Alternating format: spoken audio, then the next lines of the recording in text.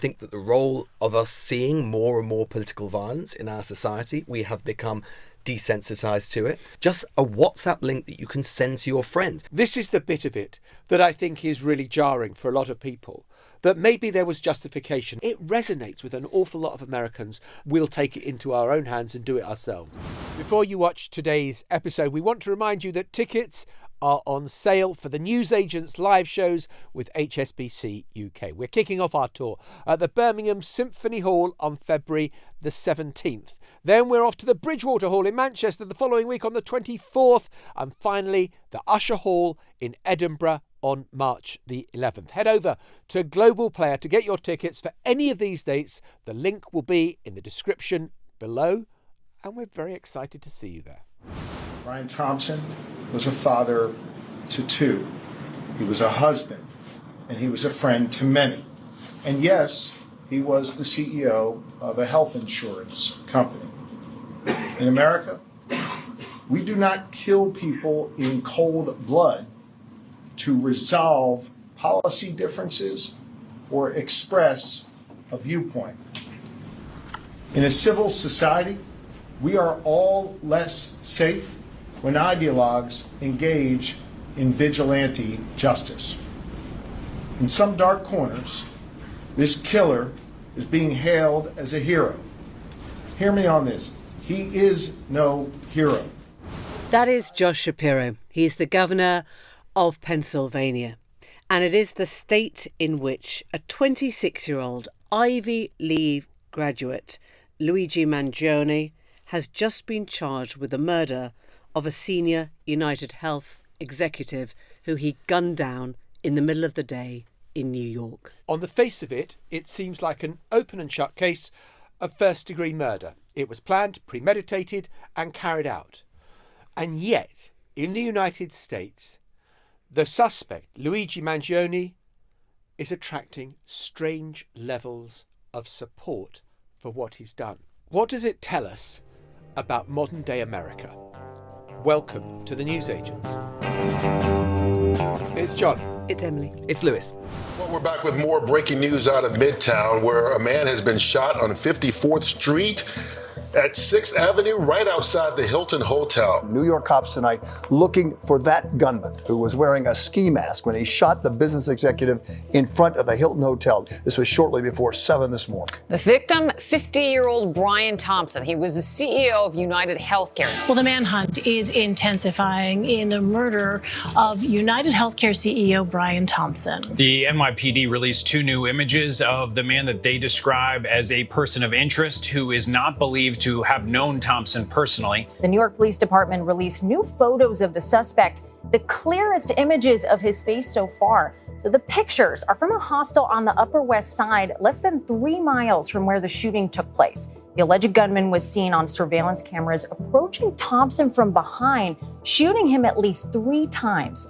CBS News has learned police found words written on the bullet casings found at the scene that may help with the investigation. The manhunt in the unidentified gunman approached United Healthcare CEO Brian Thompson has now reached its 5th day. Police say a person of interest is now in custody. Tonight, 26-year-old Luigi Mangione in custody in Altoona, Pennsylvania.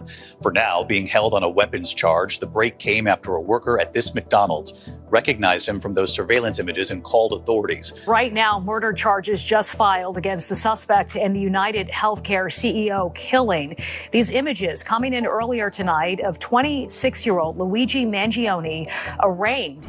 So that gives you a sense of the chronology of the last week. This cold-blooded murder sparked off a huge manhunt, and it ended last night, essentially, when a McDonald's worker, as you heard in that last clip, who had seen this picture that the police, that the law enforcement authorities had put out, showing who they were looking for, had spotted this guy in a McDonald's wearing a kind of blue, like the sort of surgical COVID face masks, recognised him, called the police, and the fact that he was still there by the time the police came and turned up at the restaurant, asked him to remove his face mask and saw it was him straight away, makes the whole story really complicated, because this is about a man who seemed to grow in the public's imagination since he shot Brian Thompson dead, allegedly. The reaction to it has been astonishing in all sorts of different ways. There have been criminals, alleged, in this case he's alleged, but murderers before, who have attracted public interest and public acclaim. You think of someone like Ted Bundy, for example, people who are considered handsome, charismatic, who attract their own following.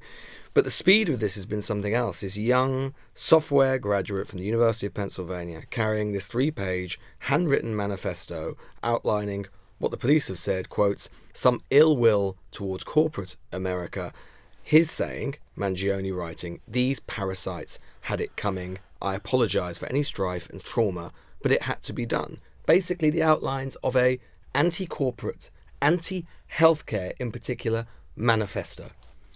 And what has happened since then is that, of course, shock that Brian Thompson was gunned down, and that a man has been murdered in his prime, the father of 2 children. But at the same time, a lot of young people starting to follow Luigi Mangione on X, thousands saying, kind of approving things like he's a good-looking guy, and, you know, and maybe he was right.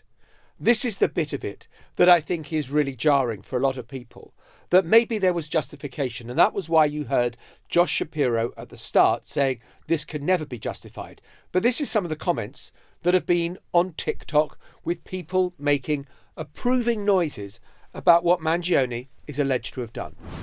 Anyways, I'm obsessed. I'm on the edge of my seat. I cannot believe this man. So it looks like they got our boy, CEO Killer, aka the Adjuster. Smash.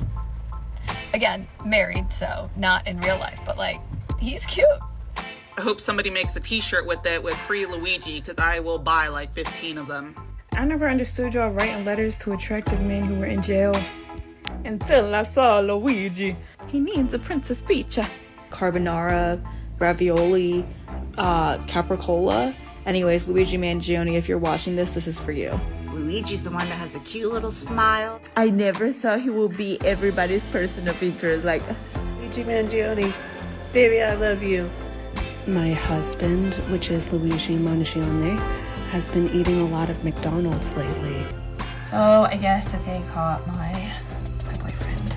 If he's the New York assassin, then I guess I'm cursed. 'Cause looking into his eyes, I think he's already hurt.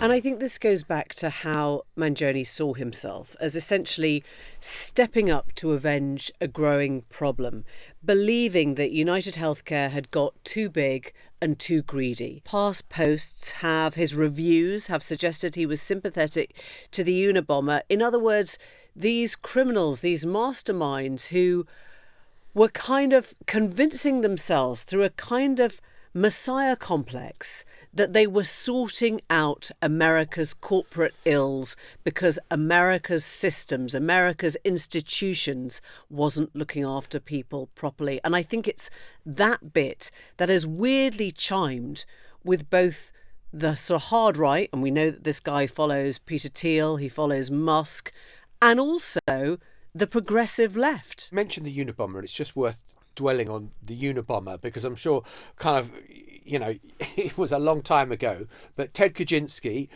like Mangione, went to an Ivy League university. Kaczynski was a mathematics prodigy, brilliant guy, brilliant brain, but worried that new technology was going in the wrong direction and started setting off bombs on a United Airlines flight, was sent to Northwestern University, other colleges as well.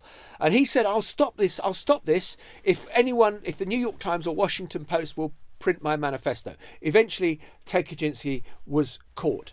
But the idea, I mean, there are differences, of course, today. There was no TikTok then, there was no internet then, there was no kind of social media then. And of course, social media has been an accelerant of the reaction to what Mangione's charged with. Yeah. But that idea that you can take the law into your own hands For the good of the American people. It's something I think that has always been there in American society. I remember the film when I was a teenager called Death Wish with Charles Bronson. And it opened in New York and people were cheering at the end of the movie because Charles Bronson goes on this kind of orgy of vigilantism where he's looking for muggers and he's looking for thieves and he's meting out justice to them. And it resonates with an awful lot of Americans. We'll take it into our own hands and do it ourselves. But I think you do have to separate a bit of the reaction here. Because obviously it's not just Americans reacting to it. It's people around the world, including in Britain, who actually, they don't share those cultural mores. You know, they're not part of that. So I think what there is a reaction, which I think is understandable. And you've seen this on TikTok and elsewhere, of some people going, look, we don't sympathise with violence. We obviously think this is awful. But this is an opportunity to talk a little bit about the unbelievable avarice and greed that the American healthcare insurance system relies upon and is based upon. And, you know, social media has been flooded with stories, horror stories of insurance companies, you know, changing the terms and conditions last minute, having grandparents and so on who deny treatment, parents, brothers, sisters, the rest of it. So in that sense, there is clearly a deep groundswell of anger, which is understandable, or that clearly nothing can justify murder, basically a political assassination in the middle of New York or anywhere else. But I think what is even more interesting, because I think this is less explicable, is the young, in particular, young person, sort of Gen Z, you know, millennial kind of reactions to some of this stuff when there is less skin in the game. Because there, what I think you see is kind of almost like a numbing, a desensification to some of this stuff. I think, to political violence.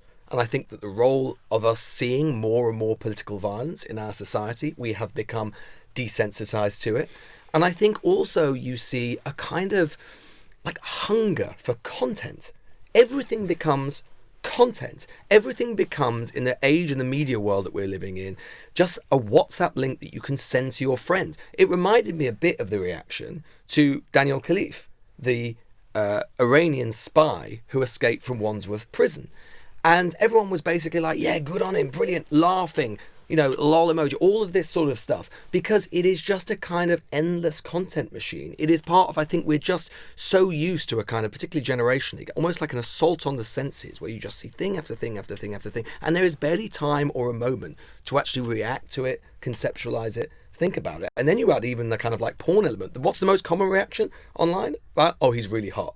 He's unbelievably hot. Here's all the things I would love to see him do. I don't think that is so different, actually, to what we've seen for years. That people have loved, you know, a terrible road. You know, think of the sort of, you know, the highwayman. The idea that the highwayman was sort of coming at you and was something sort of dashing. And you don't think we've been desensitized to political violence? I think there's something more to this, actually, which is this role that he has taken on himself. We should explain a bit of the background, because I think that's really helpful for people. That he was somebody who had watched his mother suffer an extraordinary pain. His mother had been somebody who had back pain. I think he also went through back surgery, and this had left a huge impression on him. His mother screaming out in pain, unable to get help, unable to find a sort of solution or something that would ease her. He had been, we understand, I mean, all these are sort of sketchy details, but he had been on opioids, on some kind of pain relief himself in the past 6 months. He'd completely shut off his friends. He'd completely shut off family. So I think there was clearly something moving here, which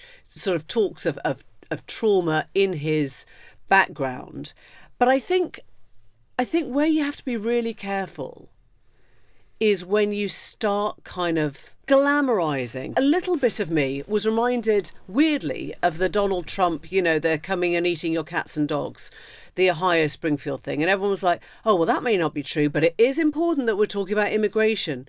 Yes, America has to have a chat about its healthcare system. And actually, United, I think, comes top of the list of healthcare providers, the biggest in America, for denials. In other words, not paying out people who have come to them for help. But you still have to be able to separate, which I think is where Josh Shapiro is getting to. You have to be able to separate, are we having a really important chat about the direction of healthcare and insurance in America, with what on earth, you know, just happened in New York that we saw seconds, minutes later after it happened. Both things can be true, that you shouldn't be conflating two and that the one justifies the other. But it is right to be having the conversation about I mean, Lewis, you were saying a moment ago about the egregious examples. I mean, a friend of ours in the States, in New Jersey, has MS, just got her renewal up, renewed her insurance contract, and noticed that a key provision had been taken out of her cover, and that it's a kind of X-ray on the brain for MS, and that's going to cost $90,000 a year because the insurance company is no longer covering it. I used to stand in line at the pharmacy in DC where I lived, and endlessly people in front of you would say, "Oh, hang on, the copay is how much? I can't afford my prescription." The pharmacist says, "Well, I'm really sorry, but you can't have your prescription then." It happens all the time. It's something that in Britain we have no conception of because of healthcare being free at the point of delivery, and prescription cost is the same whatever the drug, whatever the medicine that you are being given. And this is why he says the parasites had it coming. I apologise for any strife and trauma, but it had to be done. In other words, and he says this about the Unabomber as well. You try and change the system without violence. You try and do it through peaceful means, but fundamentally protest doesn't work, peace doesn't work. I had to do it. The interesting thing about what's happened since the murder was that he kept all this evidence with him, right? He kept the pistol with him. He kept the silencer with him. I guess there's two ways of looking at that. Either he was going to do something again. There was another health, professional that he was going to go after. Maybe that's true. Or else he was kind of expecting to be caught, and he realises that the noise that he makes between the crime and the arrest is part of what they call in the US jury nullification strategy. In other words, you are working already to get the jury on side because you can start, and this is, we've talked about this so much in America, you set your own narrative, you tell your narrative, you explain what you've done, why you've done it, you allow clues to be found so that instead of somebody saying, "Oh, I don't think it was him," you go, "Yes, it was me, but do you not understand? I was doing it for all of you." I think that's absolutely fascinating. And look, we've seen it in cases in the UK as well. It seems to be an open and shut case. You look at the CCTV images, you look at the picture of him arrested, you look at what he had on him, it all fits together. So it shouldn't be that difficult for a jury to reach a guilty verdict. But will they? There has been a desensification to political violence, and this guy is just taking it to the next level. It is part of the January 6th story. It is part of that. It's like when you have a society which just little by little, incrementally, is basically sending out a message which is, it's okay. It's okay. The system doesn't work institutionally. This is how we get it done. Yeah. I think that's part of this story. But I also think on the internet thing, if he had been a 50-year-old fat tubby guy, what would the reaction have been? This is where I think there is a nexus between this political desensification thing, which is dangerous, and just like a slightly more day-to-day internet culture thing, particularly for Gen Zs and millennials, which I think, just looking at some of the reactions, just first thing that comes up. Free him began trending worldwide on X. America's sweetheart was second. New workout goal is to have a body where after I commit a crime, the media posts my shirtless pics and everyone's like, "Wow, Your Honour, my client Luigi Mangione is innocent. He was just demonstrating the power of having looks that can kill. The only thing that's criminal is his bone structure." I think there is something about a culture which is not just desensitised to violence, it's almost desensitised to events and to news events. We've always been very forgiving of attractive members of society, even if they are evil. But you don't think that the internet adds to that? And obviously it amplifies because more people see it. It's a question of extent, though. I don't think that it's entirely new. I mean, if you look back at the kind of, Butch Cassidy and the Sundance Kid, that's what I meant. The highwaymen, exactly. The highwaymen who were good looking and they did bad things and they robbed the banks, but they never shot anyone and they were Jimmy quite Dean, nice. Rebel without a cause. You the anti-hero. But I think if you fuse that with a culture which is increasingly desensitised to political violence, then you increasingly have a culture which is nihilistic. Those tweets, those things, they are nihilistic. Yeah. They cares about nothing. And I think that is new, actually. I think it may be building on trends which have long been there. It was only a few years ago that Donald Trump said I could go onto Fifth Avenue and shoot somebody and get away with it. I think this was one avenue away. And, the question is, still, is he going to be forgiven? I mean, stay with Trump because he has done that, essentially. He has done an insurrection. I'm not going to go through the whole list because we know the list. The rapes and the fraud and the 34 convictions, whether you believe in the New York case or not, and the attempted insurrection. And the election told us that fundamentally enough of America did not care about that. They didn't care enough about those crimes, or they didn't consider them crimes. And I guess the question, and I think Josh Shapiro posed it at the very beginning, in that clip, are we going down a track where we are forgiving of crime if we think that the thing on the other side is more important, right? I mean, not the Gen Zers who are going, I wish I had a body like him, but the people on the jury. You know, is this going to be something that happens in a public court of law rather than in a court of law? That is terrifying. It is absolutely terrifying because, I mean, surely the one thing that we can all agree on, that, you know, first degree murder, broadly speaking, is not a good thing. I mean, you know, to put it in its most understated. And yet, Lewis, the reactions you read out there, and I'm sure that's a very Gen Z approach to it. But I suspect there'll be other people in America who will think, no, murder is wrong. But, you know. But isn't it great we're having the conversation? But I can understand why he was so furious. I think you also have a generation which is also completely desensitized to pornographic images, has pornography on the mind, has lived there with their entire childhood with a phone. And I think it just, we're talking about it all the time, aren't we? Governments are talking about how to deal with it. We just don't, this is an experiment. We do not know. No generation of humankind has ever done this before. This is a completely new thing. And I do think, I mean, it's impossible to prove and it's a subjective thing, but I do think that there are elements of that experiment which are unwinding. Well, if you saw that picture, I mean, I think most people have seen it, but the picture where he's in the hood, he's standing there with the gun, it looks like a video game. It looks like a sequence from an online game, right? Yeah. And so you're not even shocked because you're like, oh yeah, I think I've played this. Oh no, wait, I haven't played this. And also the letters, the words that were carved into the bullet casings, that was also, you know, written for drama. You think, oh, maybe deny, delay, depose. Yeah. Right? And the fact he had monopoly money. The shorthand is the Robin Hood theory, right? We'll be back in just a moment. It's now, 48 hours since President Assad fell from power and everything changed in Syria. But we're in a period of abeyance where we don't quite know what a new Syrian government will look like, who will lead it, who will be the contributing partners to it, whether any of the old administration will stay to see that kind of civil order is maintained. But in the meantime, in this vacuum, we are seeing it filled by other players who want to have a stake in what the new Syria looks like. The Americans are there. The Turks backed the forces that swept through and overthrew Assad. Iran is hoping that it might pick something out of the wreckage from all of this. And Israel.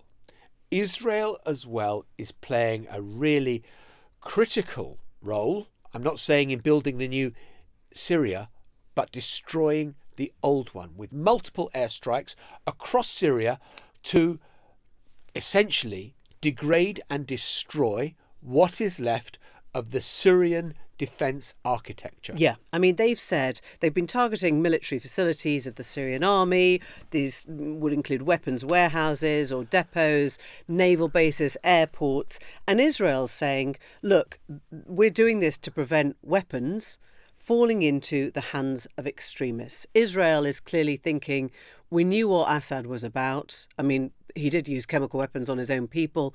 We don't know what the incoming crowd are like. And we don't even know which incoming crowd is ultimately going to be in control.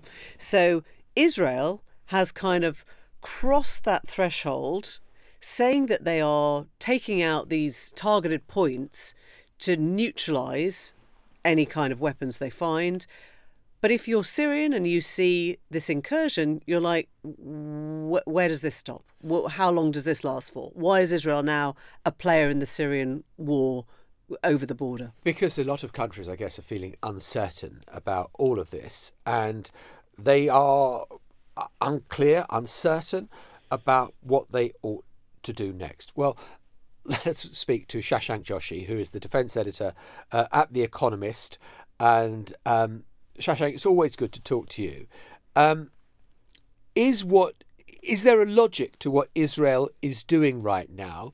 And do you think they are kind of see that there is a little window open and that they must do the maximum amount of damage before that window shuts? Yes, there's two things going on here. One of them is this strategic bombing campaign all the way across Syria on a remarkable scale, hundreds of strikes, taking out not just chemical weapons, but also other things. Most interestingly, I thought, was the Israeli Navy using anti-ship missiles against Syrian naval vessels off the Syrian coastline. And that gives you a sense of how concerned they are that this stuff will fall into the hands of the next Syrian government. And the key point is they don't know who will be in that government and how they will be oriented towards Israel. They don't know whether it will include many more extremist groups or more pragmatic groups, regardless of the fairly pragmatic noises coming out of HTS now. The second bit of this is the border, that is, this disputed territory in northern Israel. It's worth stating very clearly, Israel has long been in occupation of Syrian soil. That's what the international community judges. It's viewed as Syrian land. Israel has moved further across. And they've done that because if you've ever been to that bit of, have you been to that bit of northern Israel? I have, yeah. Yeah, and you know what the geography's like. You can see Mount Hermon. It's a ski resort. It's a very popular place, but it's also a very important high point overlooking these Syrian areas. So the IDF is making sure that it's not leaving a vacuum in which some of the more extremist groups might come in and take up those quite strategic positions. It's blocking those off. Does that tell you, Shashank, that Israel is nervous about HTS? I mean, they are not expecting to get along well with them if they are ultimately in control of Syria? Well, they're nervous about HTS. A lot of countries are nervous about HTS. As you know very well, we have listed them as a terrorist organization, even if we're now reconsidering that decision. The Americans have, the Europeans have. But it's also more complex than that. These are very kaleidoscopic rebel organizations, right? We talk about HTS. HTS is, to some degree, an umbrella organization. Yes, under pretty strong leadership now, but it does include other factions, other groups, some of whom may be more radical. There are also Turkish-backed rebels. Israel does not get on terribly well with Turkey at the moment. And so you don't know which particular faction is going to be the one in any particular area, even down the line. So from the Israeli perspective, let's not take the risk. Let's just make sure all of this kit is destroyed as assuredly as we can. How quickly does a new state will form? Let's say it's an integrated state. Syria does not get balkanized. It's one nation. How quickly do they rearm? I mean, is it easy to just buy yourself a kind of a kit of parts for an army and an air force and a navy? Not from Russia, right? Not from Iran. Where does that come from now? That's right, although I wouldn't necessarily completely rule out the Russians, because it's not clear at all, for instance, that they have closed off the opportunity for Russia to keep its bases in Syria. That's an open question. I think part of the answer is that they will have a lot of kit left inside. The Syrian Arab army was hollow, but there will still be some kit the Israelis haven't destroyed. I think the other point is, let's not forget the Turkish government has been a very, very important backer of many of these groups. And so you will expect that there will be, for instance, Turkish drones, I can tell you, played a very important role in shocking the Syrian army as it faced down these rebels in Aleppo. That the shock of Turkish drones was a key factor in this. So I think that's going to be one place from which they probably can source some arms. Can I ask you one other related question, Shashank, which is about the trial of Netanyahu now, which has finally started, I think, sort of 2 years late, where he's on trial for corruption, for bribery with sort of influential, wealthy business people. And I guess he's slightly using the Trump playbook, isn't he, of saying it's all a witch hunt. But do you think, does this have any bearing on anything else, or does the whole corruption thing get thrown out because, quite frankly, he's probably perceived as guilty of more than corruption now? No, you're right. It is very Trumpy. I think it does have a bearing on all of this in two respects. One of them is that his political circumstances mean that he is really dependent on some fringe extremist far-right elements in Israel, as you know. And what that does is that sort of, it first of all complicates his policy in Gaza. It means he cannot really develop a serious plan for Gaza that involves a two-state solution or a significant role for the Palestinian Authority. And that alienates him from some of his Gulf Arab partners, notably Saudi Arabia. In addition to that, we've seen the controversy over his seizure of this extra land in Syria. They have said it's a temporary defensive move. However, given the allies he has politically, who are wild-eyed about annexing as much as they can of everything, everywhere, you can understand why, as the Saudis have said, there are people very skeptical that this isn't a land grab. You can understand that given his political allies, which is a function of his own isolation inside Israeli politics. I mean, is there a chance he could end up in prison before any of the conflicts are resolved? Well, Israel isn't quite South Korea, where they have a national hobby of imprisoning or jailing all of their former presidents, but it's not far off. And Israel is a country, very unusually, where they have actually put a prime minister in jail, Ehud Olmert, famously. And so the judiciary is not shy about these things. Yes, Netanyahu could end up in jail. That's entirely plausible. And you can understand why he's clung to power in this way, because it has, in a way, staved off that moment of reckoning for so long. Great to talk to you. Shashank, thanks so much. Thank you very much. You're very, very welcome. It is the Al Capone metaphor, isn't it? That Al Capone was eventually caught for tax evasion. I mean, you've got Netanyahu wanting for war crimes. But this would be by his own people. Yeah. You don't need the International Criminal Court. You just need probably slightly disenfranchised lawyers at the moment, or judges who are thinking who think they are independent of the political class. Yeah. Before we go, we're going to try and say goodbye about a subject, and we're not going to mention a TV programme, and we're going to see if we can do it. That's our challenge we've set ourselves. 60 seconds to talk about the Murdochs. Without mentioning a TV programme. So basically, the story is that Rupert Murdoch and his entire family have been in Reno, Nevada, in a courtroom. Not a casino. Not a casino. Blackjack for Rupert. Well, it is a sort of blackjack because they've spun the wheel. Yeah, good. Thank you very much. Good metaphor. And not blackjack, though. That's roulette. That's roulette. Roulette. You're getting your roulettes and your blackjacks mixed up. Anyway, basically, he lost. Rupert Murdoch has kind of lost for the first time in his life. He put it all on black, it came up red. Yeah, and that means that he cannot write his children out of the will and give it all to one son, Lachlan, who kind of agrees with him ideologically. Yeah, the progressives are back in the room.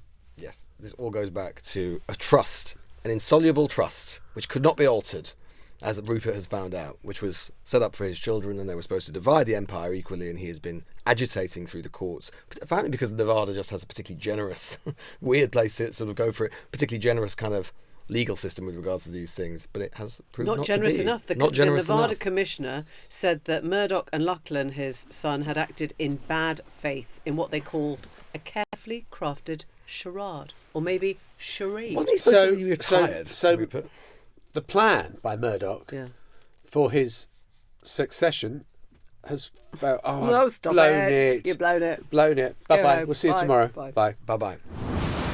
The Newsagents. This is a Global Player original podcast.